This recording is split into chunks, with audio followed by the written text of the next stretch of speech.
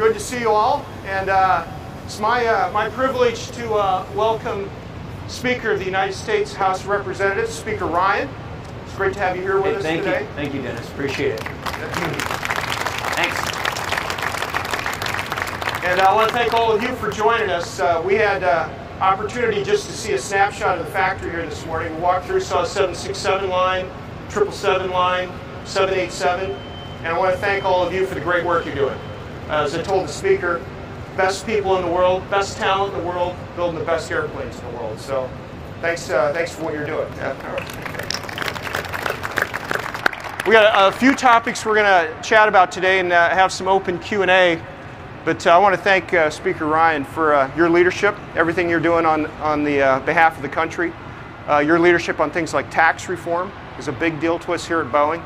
As we talked going through the factory, or just to give you an example, you see in this factory about 3/4 of the airplanes we build go to customers overseas. Right? Wow.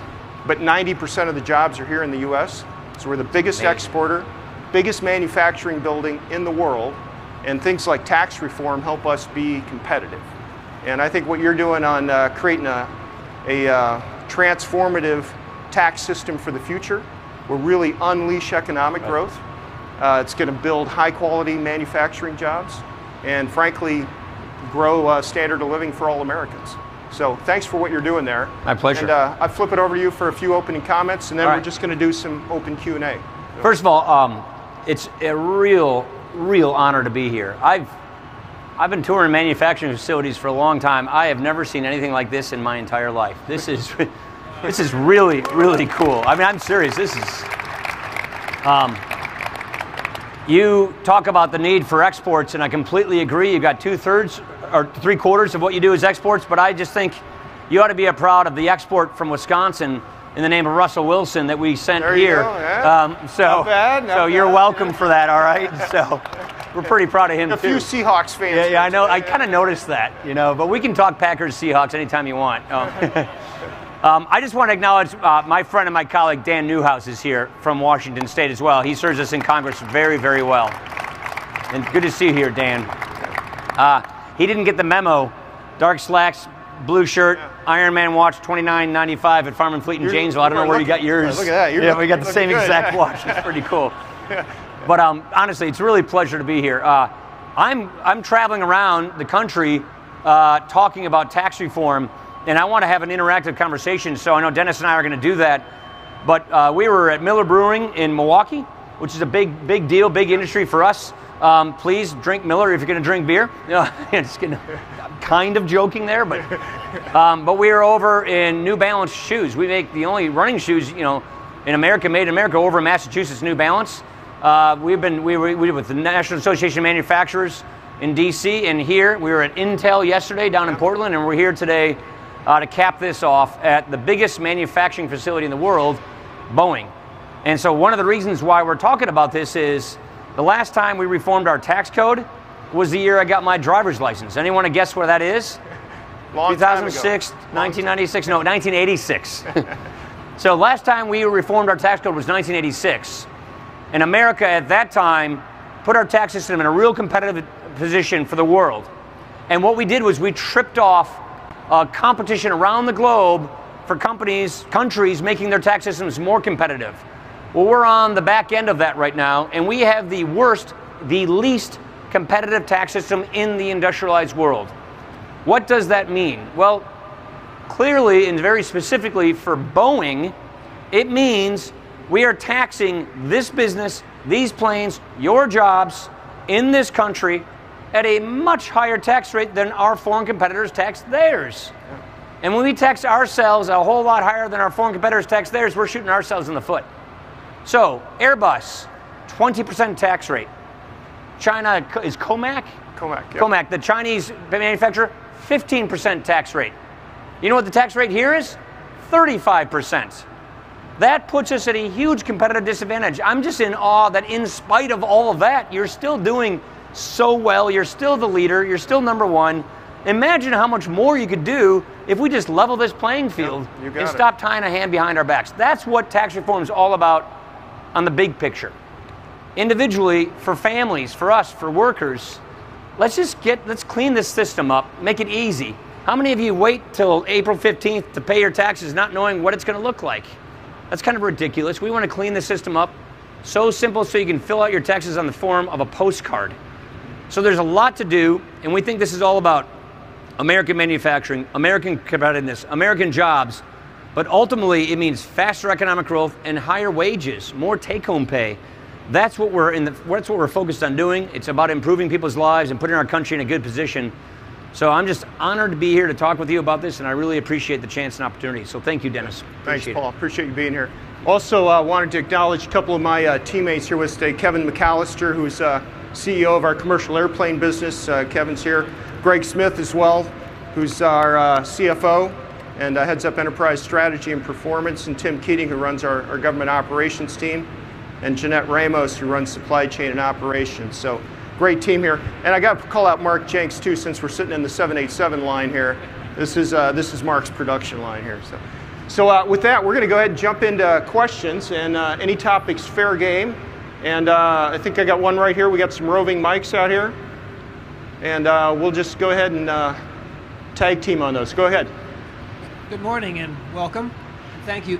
Good Yeah, morning. there you go. Good morning and welcome, Morning. and thank you for talking with us this morning and visiting our beautiful plant. Clearly, tax reform is a high priority, but I'm sure there are other things you want to accomplish. So I wonder if Can you put it a little closer to your yeah. How's that? Yeah, Okay. almost like you're eating it. All right. Thank you. But so tax reform is the highest priority, but I'm sure there are other things you would like to accomplish. So I wonder if you could talk a little bit about your other priorities for this year. Yeah. So we have a number of priorities. It's funny, Dan and I and our colleagues ran on a very specific agenda in 2016. We called it A Better Way. And it was a series of reforms that we think were important to tackling our country's big problems, before they tackle us. And so we're working down that agenda very clearly. One of them is we think we were over-regulating our economy so much that regulations present a huge hidden cost on the economy in a major, major way. They're just as tough as taxes, yep, and even less predictable. So we've spent the first 6 months of this year working on a regulatory reform agenda.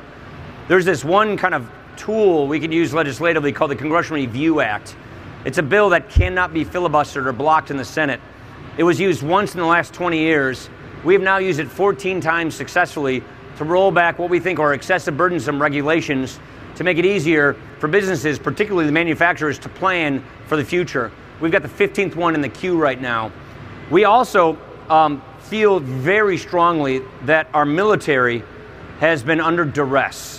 Our military, Dennis knows this really, really well. We've talked about this sequester, 20 times in the last year. At least. Yeah. The military has been hollowed out. We have not enough brigades, and as of last year, we only had like 3 combat-ready brigades.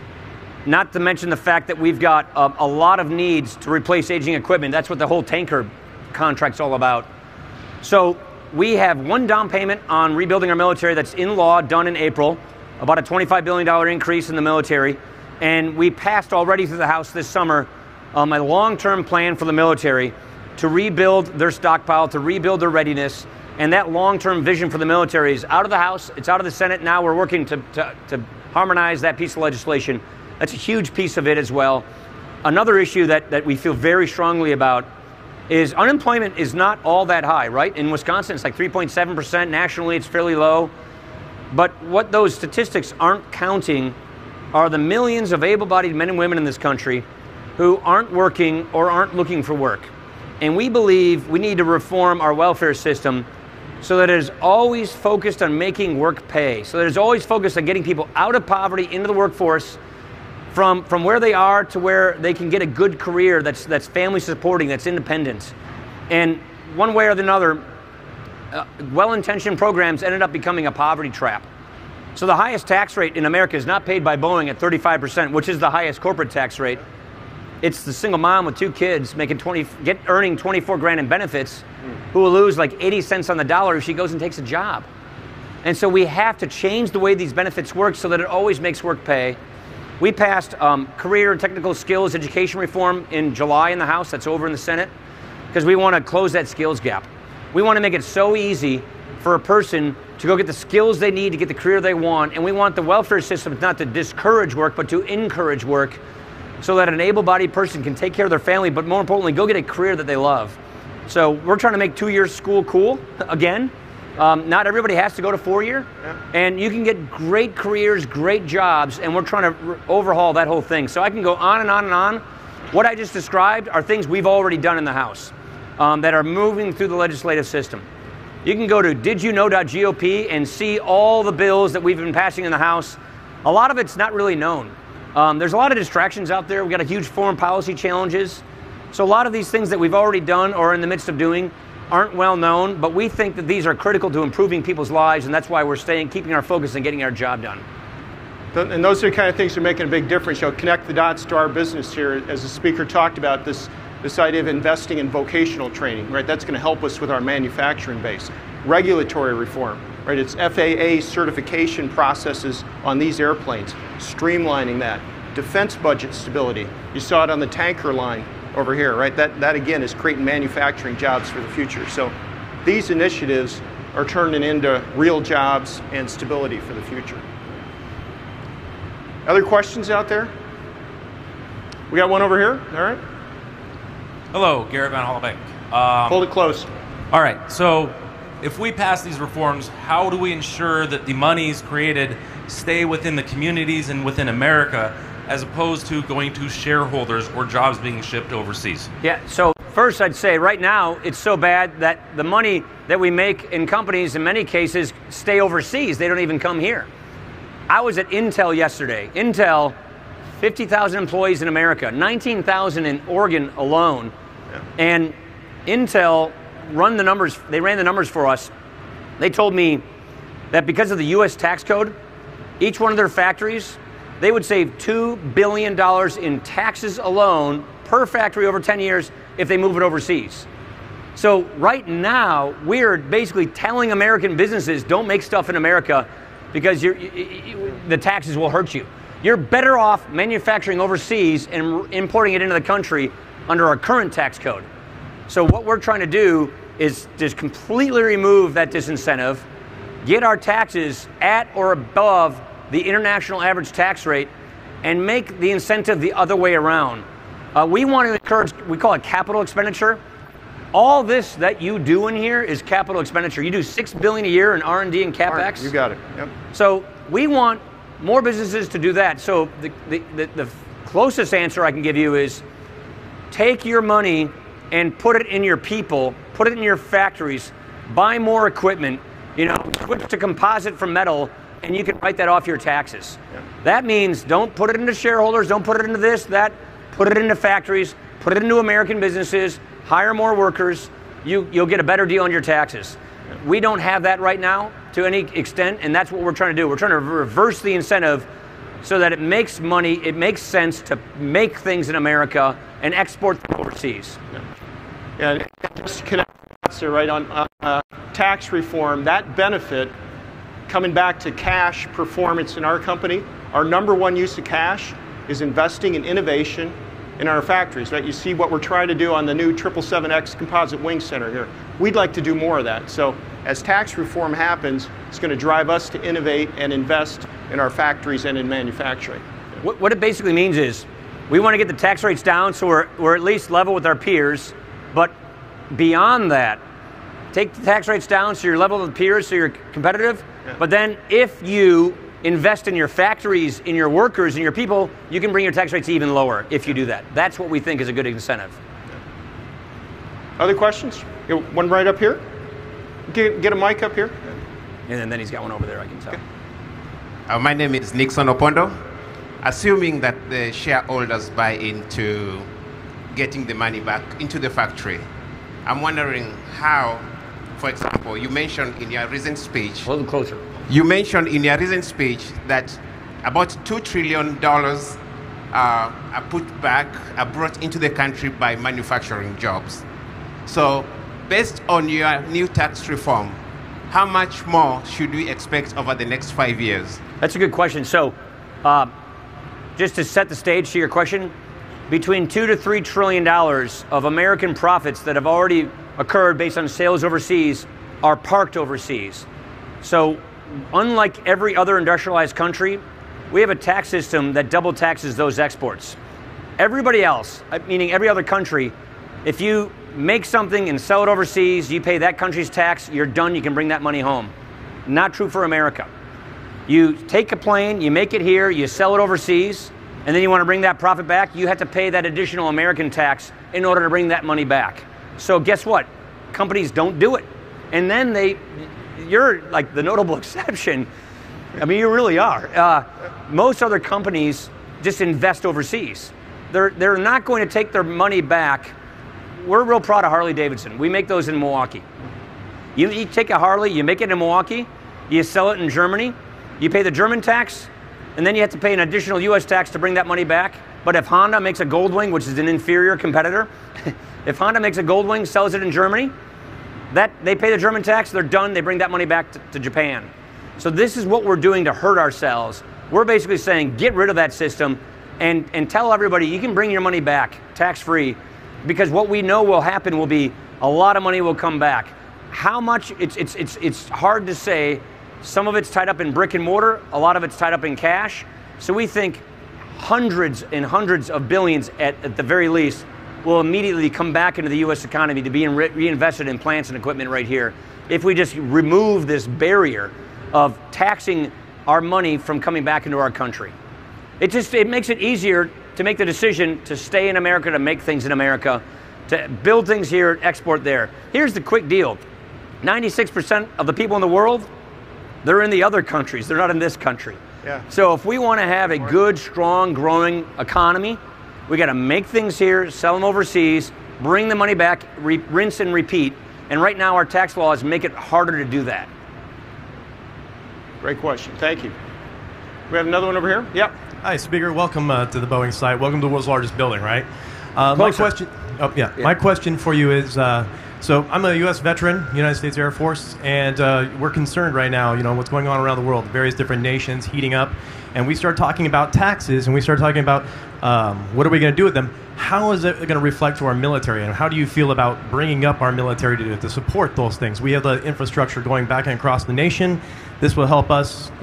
Do we need to bolster our forces? And Boeing is a good way to look at it for that. I'd say three things, just off the top of my head. Number one, Dan and I just passed a bill in the House giving it the biggest pay raise for our troops in active duty in over 10 years. So that's number one, because we want to make sure that they have family supporting wages. Number two, we've been working closely with the military to make sure that people coming out of the military can have the skills they need to go get good jobs, literally the technical certifications, so that they can actually come out of the military with degrees in hand so that they can go straight into the workforce. Three, we believe in the programs that encourage businesses to hire veterans. We think that's really important. Fourth thing I'd say, and this is done already, if you remember, we had these just disgraceful problems at the VA where we had these long waiting lists where veterans weren't getting the care they needed, the care they earned and deserved, and the VA was covering it up. Well, we've cleaned out the VA, we've reformed the whole system. That law is done. It's now fresh on the books to overhaul the entire VA system. We put in place this thing we call the choice program, so that if you're getting frustrated, if you're not getting the care you need, we'll let you go to the local healthcare provider, hospital, or whatever, to make sure you get your care you needed. But we're overhauling the whole VA. So we need a modernized VA so veterans get the benefits they earned and deserve. We need to make sure that people coming out of the military have the educational skills and the certificates so they can go straight into the private sector. We want to encourage the private sector to hire our veterans because we have this generation of people. Yeah. It's astounding the leadership qualities we've gotten that with the generation. And then, as I mentioned before, we got to stop hollowing out our military. I mean, it's equipment, it's resetting the force structure, it's preparedness, it's training, it's all of those things. That's why Dennis and I have had a lot of talks about things we call the sequester and the spending caps. Well, we've already made huge changes in those already this year. One of them's in law, one of them's in the midst of getting done. And I'm pretty confident that when we're all said and done, we're going to be rebuilding our military, and we're going to make it so that no other country can come close to us. We think that puts us in a strategic advantage, in addition to all the other things. We're really well aligned on these objectives here. And by the way, thank you for your thank you service. for serving. we've got more than 20,000 veterans working at Boeing, and one of the biggest investments we make in the community is investments in our veterans, helping with retraining as they come into the workforce, and investing in their families. We know that that's a really important part of the transition as well. So our commitment on the community investment side really aligns with these objectives as well, and especially what's being done on the veteran workforce. I think it's a big deal. As you said, those veterans are coming in with great skills and great leadership capacity, and it makes a big difference for a business like us. Absolutely. Yeah. It's amazing. Other questions out there? I see a hand over here too. This side of the room's getting the advantage right now. Let's go here and then we'll come back here, okay? Go ahead. Good morning. First a comment. Can you hold it real close to your mouth? Yes, I can. First a comment. I watched your town hall on CNN on, I think it was Monday night from Wisconsin, and so thanks for that information on the 300 passed bills. I was not aware of that. My question is, I work on Tanker HR. Boeing prides itself on respect and communicating transparency to employees, and also expects ethical behavior. Yeah. I don't know that every person sees that from our president right now. So my question for you, Speaker Ryan, is how do you see yourself personally influencing, and are you confident that you can influence the president? It's a day-by-day deal. I'm kind of joking. First, you control your own actions, and you lead by example. If you saw what I was saying in Racine, and I've been saying pretty much every day since, what I think needs to be said over and over again about repulsive bigotry and racism in this country, and how we can never get normal with this. We must always, every single time, stand up and repudiate it and condemn it unequivocally every time. Because the day we start getting numb to this is the day they've gotten oxygen and they become normalized, and it's the day we have a huge hit to our culture and our society. So I think it's really important, all of us, it doesn't matter what you believe politically or whether you're a Packer fan or a Seahawk fan, every single one of us need to stand up and speak to this. We have different speaking styles, clearly, and I think what it is we're in constant contact to try and put together a shared agenda which we agree on, and we're working together to move that shared agenda. For me, it's really important that the president succeeds, because if he succeeds, then the country succeeds. What am I talking about? This agenda we've been discussing right here.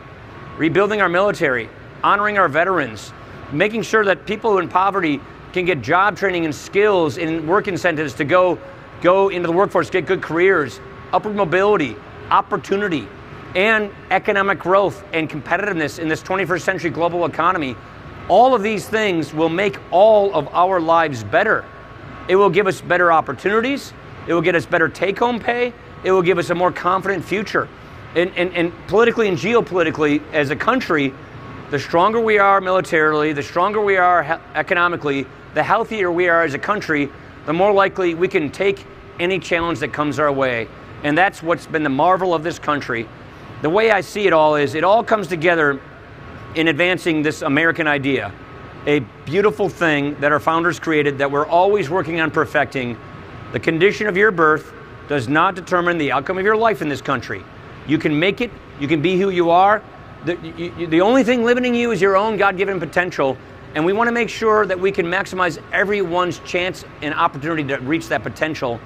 So to me, it's about those aspirational goals, and then doing what you need to do to actually fulfill and achieve those goals, and working with the president to do that. So I think it's important about results, actions, and yes, the words we use are very important, and that's why all of us have a big role to play in that. And so to me, it's lead by example, work and collaborate to get these things done, and at the end of the day, if we achieve these things, which I believe we will all be better off for having done so.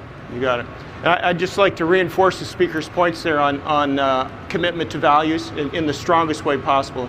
Reinforce and reaffirm this idea that our enduring values as a company are the most important part of our mission and our purpose. And our commitment to integrity, our commitment to diversity and inclusion, to respecting our teammates, it's what makes this business work. It's why we build the greatest products in the world, is because we've committed to those values. And that has to be the foundation for everything we do. So we're really aligned on that objective, and staying engaged in the right way so we can influence and lead by example.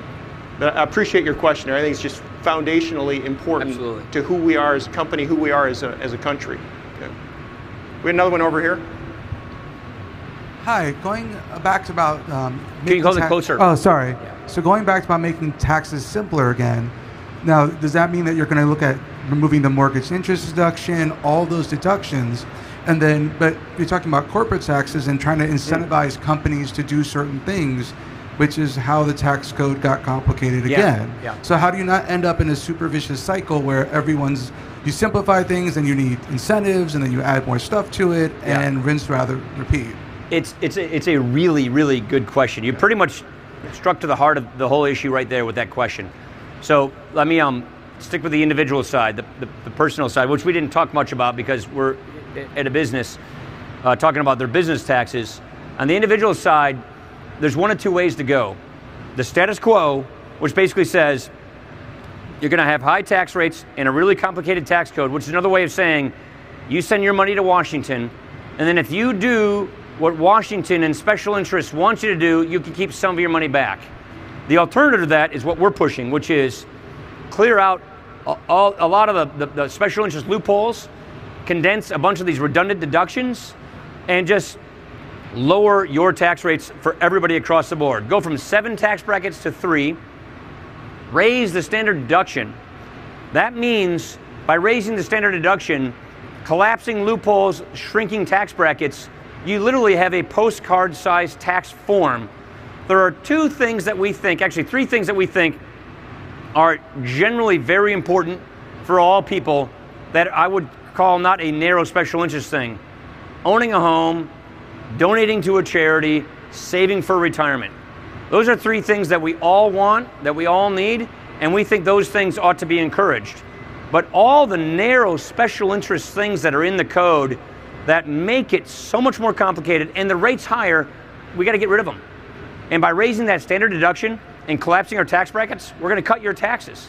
We're not only going to cut your taxes, we're going to make it so easy for you to fill out your taxes so that you're not up in the air as to what your taxes are going to look like come April 15th, and you can do it yourself on a postcard. On businesses, it's the same theory, the same philosophy. Get rid of all these sort of special interest deductions that try to micromanage business decision making. Just lower the rates and say, invest in your business, whatever. If you're buying a CNC machine, you're buying, more lighting, whatever, you decide. It's your money. You decide what you want to do, but we got to get these rates down so we're globally competitive, and then we've got to make it so that you're incentivized to make stuff in America. That's why we want to do those 2 things, and that right there dramatically simplifies the tax code and lowers our tax rates. I really believe that if we don't do this, we will not hit 3% economic growth in America. I believe if we do this, which I think we will do this, we will get to 3% economic growth in America. What does that mean? Since the 2008 recession, we've been hovering around 1 to 2% growth. It's another way of saying the economy is not growing like it needs to for us to get more wages, higher wages, better living standards, faster productivity. If we can get that faster economic growth, that translates into higher take-home pay for all of us, for our families, and it translates into faster economic growth for America. So that's why we say, get rid of the junk, stop micromanaging, simplify, lower the tax rates, and by the way, it's a lot more fair. It's fair. I mean, you may be living down in the same street, making the same kind of income as your next door neighbor, but you can pay completely different taxes these days because of the way our tax system works. Businesses, it's even more like that. So we just want to streamline this thing. If you make the same money and the same income as the next person or the next business, you should pay the same taxes. That's not how it works today. And so we want to have simplicity, fairness, be really competitive, and encourage more take-home pay and faster economic growth. And we think get Washington and special interests out of micromanaging behavior and streamline this system. And that is basically the core of what our tax reform plan is all about. You got it. And that'll drive competitiveness, as the speaker said. And when we drive competitiveness, we win in the marketplace. And when we win, we invest in the business. That number 1 use of our cash, invest in innovation and in our factory spaces. So, yeah. Other questions? We got one up here. Yeah. He's here. She's right here. Right up here. Welcome, Representative Ryan. I just had one question that we're talking about revamping the tax system both for business and individuals. And my question is, how long do you think this process will take? I know you said, it didn't change until you were 16. 1986. Yes. Yeah. So we'll finish this up next week, right? that's my question. So our goal is to get this done this year in 2017, in calendar year 2017. In Congress, we worked on this all last year in 2016, hoping to be ready so that if we had the opportunity politically to be able to pass this bill, we wouldn't sit there in January of 2017, just starting the work. So we've been working on this for almost 2 years. Actually, I've been working on this pretty much my adult life. I worked for Jack Kemp, whose son Jeff played for the Seahawks as a quarterback. Right. Back in the day on this issue. So this has been over 30 years in the making. Specifically in Congress, it's been almost 2 years in the making. And now we're getting to the point where we're really getting ready to stick the landing and start moving the legislation through the process this fall. Our goal is to get it done this year so that when you roll out of bed on January 1, 2018, you're experiencing a new tax system so that businesses have the certainty they need to make good business decisions, to grow, to invest, to reach and expand. That's why we think we can get 3% economic growth in 2018 if in 2017 we get tax reform done. So yeah, that's the plan. Do it this year. Great question. Other questions out there? We got one over here. Hi, my name is Rosa Bartol. Thank you and welcome. Rosa? Rosa Bartol.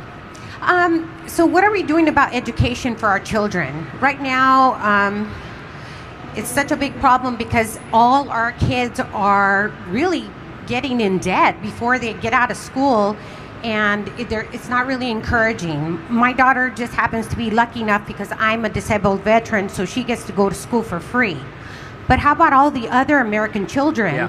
And if you want to keep it American, don't we have to invest in them so that they can have a better education but not get in debt and be in the situation that we are in America today? Absolutely. There are a few things I'd say. When I went to college, I did a lot of loans to pay for my school. I worked 3 jobs coming out of college just to pay them off, but they were doable. Yep. And when I did my loans, I did it with a nonprofit group called Great Lakes Higher Education Center. If you're from the Midwest, you probably know what this one is. Yeah, right. You probably got your loans there. And they customized the loan for me to pay off my loans. I went from 3 jobs to 2 jobs back to 3 jobs, and they adjust and they modified for me. The problem we have is about in 2010, they nationalized the student loan industry to the point where we can't customize loans anymore because we have one loan provider. So I think we need to denationalize the student loan industry so that we have more competition, more loan providers, so that as students we have choices, but also having choice and competition, that brings down costs. I mean, if you didn't have any competitor in the airplane business, you can set whatever price you want.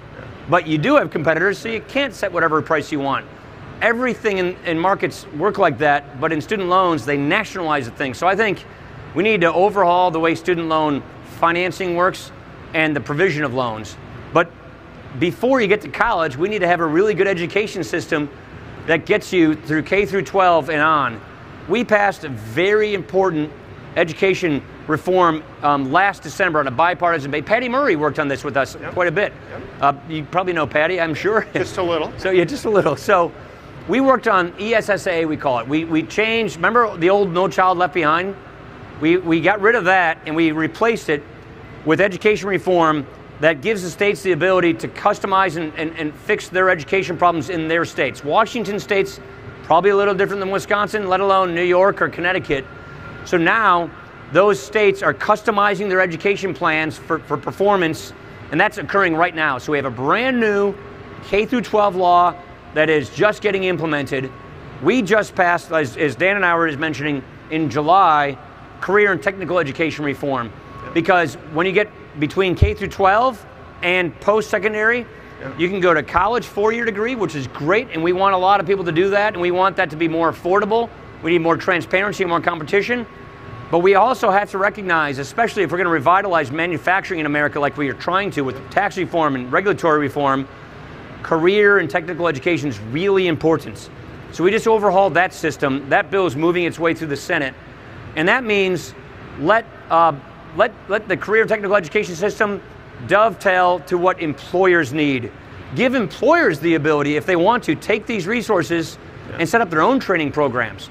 If you got, how many square feet you got here? 5 million? It's about 98 acres in this building here. So dedicate 2 acres, to training people to go work at Boeing, and you can design a curriculum to do that. Those are the kinds of innovative things we're saying, because before our education system was, here's the degree, here's the employer, and they don't really work or talk to each other. We want the employers and the degree makers to be on the same page, and in some cases the same people. That's the kind of 21st century education reform on career and technical education we're just in the midst of processing. So we think it's really important, and we think we're making great strides on that. Yeah, and just to translate that locally here, right? We're partnering with Paul and the team on how we leverage this investment. So things like what we do locally here with Aviation High School and vocational training for the future. Great example of partnership there. Investment in STEM careers. What we're doing with the FIRST Robotics program. Another great example. Our internship programs. That's another great example. So there's a lot of business government partnering that can be done here to build this talent pipeline for the future. Got time for maybe 1 or 2 more? We have one last question here. You were speaking of exports earlier. A couple of years ago, a lot of our Republican Senate was firmly against the Ex-Im Bank. Ex-Im Bank. Oh. What was your position? You knew we were going to get an Ex-Im Bank. Bank. I knew this was coming. Also, second question is, what's the plan for the debt ceiling? What's the path to the debt ceiling? I'm about to speak to CNBC, and then something tells you they're going to ask me the same question. The path for the debt ceiling is we will pass legislation to make sure that we pay our debts, and we will not hit the debt ceiling. We'll do this before the debt ceiling. There are many different options in front of us on how to achieve that. We'll do that because this is about paying the bills that we already racked up, making sure we pay our debts. We pay our debts in this country. We will continue to do so. So I'm not worried that that's not going to get done, because it's going to get done. On the Ex-Im Bank, a lot of us have really called for reforms in the Ex-Im Bank because we want to make sure that taxpayer dollars are being used wisely and that we're not giving any particular business advantage over others. But the biggest thing I think we can do to help a business like this get our taxes fixed, get our regulations fixed, and open up markets. Open up markets for our products to be sold so that the tariffs and the market access are at least as good as our competitors are when they go around the world. So I'm a big believer in trade. I'm a big believer in export. And I think those things right there reduce the need for those kinds of financing mechanisms so that we can get good trade agreements that help us make and sell things overseas. You combine that with regulatory relief and tax reform, there's nothing stopping America and American businesses. So to me, that's sort of the secret to success on that. And we're going to continue to work together on Ex-Im Bank as well, right? So we know it's important to create U.S. manufacturing jobs, but the foundational elements that the speaker's pointing out, that creates job growth, economic growth even more broadly. So those are compatible objectives, and we're going to continue working together on that. Absolutely. All right. Well, I think we're up against the time stop. Is that right? So Speaker Ryan's on a busy schedule, but again, I want to thank the speaker for spending the time with us and investing the time here with us in the world's biggest factory. And we're proud to work with you on these initiatives for the country. And I want to thank you for your personal leadership, your engagement, your enthusiasm for what we're trying to do. This pro-business environment's a big deal, and you got our commitment as a company to continue to lead with innovation, lead in manufacturing, and create U.S. jobs. So, Dennis, I thank you so much. I am just in awe of what you do and who you are here. I wish every American citizen could come here. It's an amazing team. It's an amazing thing. I wish everybody could come here and see what it is you do and produce, because it is something that we are extremely proud of, just as a fellow citizen, of what you do here. It's really, really impressive. And thank you for having me here today. I appreciate your time. Thank you. Right on. Well thank said. you, Dennis. Thank you very much. Appreciate it. Appreciate it. Thanks. It's good to see It's you. great. Yeah, thank you.